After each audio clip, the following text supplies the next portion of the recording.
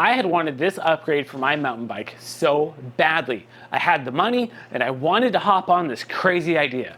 But at the end of the day, I just couldn't pull the trigger. And one of the factors in my decision was that there was rumblings of a lesser priced version of the same thing. So I waited, and I'm totally glad that I did, because that cheaper version did get announced. And when it did, I ooh and I ah. Unfortunately, being a little late to the game of trying to order it, I had to wait until it was in stock again at Planet Cycling. I immediately ordered it with fear of it going out of stock as I filled in my info. So what was this unreasonable upgrade for my mountain bike? It was the new at the time SRAM GX AXS wireless shifting. Well, what made it unreasonable? Well, a lot of that has to do with the price tag, and that's $600. Which is about double of what you would pay for a normal GX setup.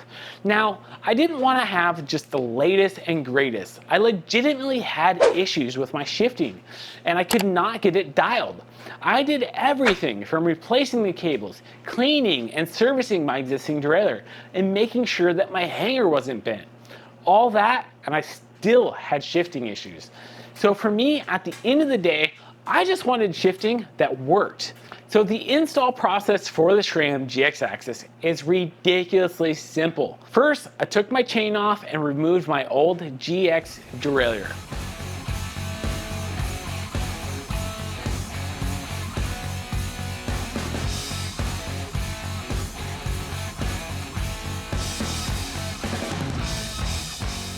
Next, I took off my old shifter off my handlebars. And this is one of my favorite parts. Getting rid of that blasted cable. The feeling of getting rid of that cable is such a wonderful feeling.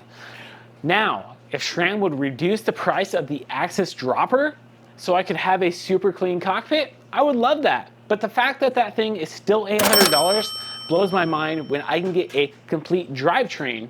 Now that removing the old remnants, it is time to put on the shiny new bits. Installing the AXS derailleur is super simple, and just don't forget to install the battery. Well, more on that in just a little bit. Time to feed the chain through and reconnect the quick link.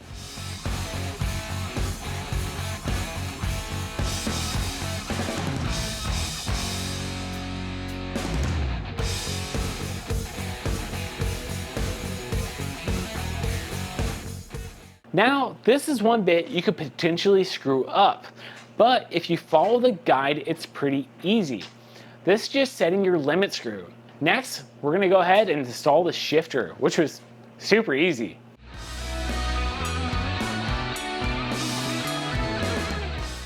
It seriously was a really easy install, and pairing them was quite easy as well. I did go to the app and do some micro adjustments, which did fix my shifting issues. So that install was actually over 7 months ago and probably about 25 pounds. The battery lasts quite a long time, and honestly, because of that, I would recommend keeping an extra one in your pack or at the very least your car. After showing up to Sky Park one day with the battery on red, I realized that having an extra battery in charger would be a pretty smart move. So I ended up going with a third-party battery, and there's a link down in the description below for the one that I picked up. I was able to get through the entire day at Sky Park while on red, and it never actually died on me. Brian Kennedy, aka BKXC, gave a tip a while ago that I probably should be doing a little bit better.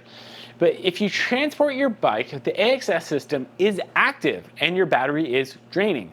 So if you need to drive a couple hours or more, it's probably a good idea to remove the battery for the trip. So now that I've been running it for over 7 months, I can absolutely say without a doubt, it's 100% worth it, even if the price is a bit unreasonable for most. And if you want to see another video about something that's potentially unreasonable, check out this one right here.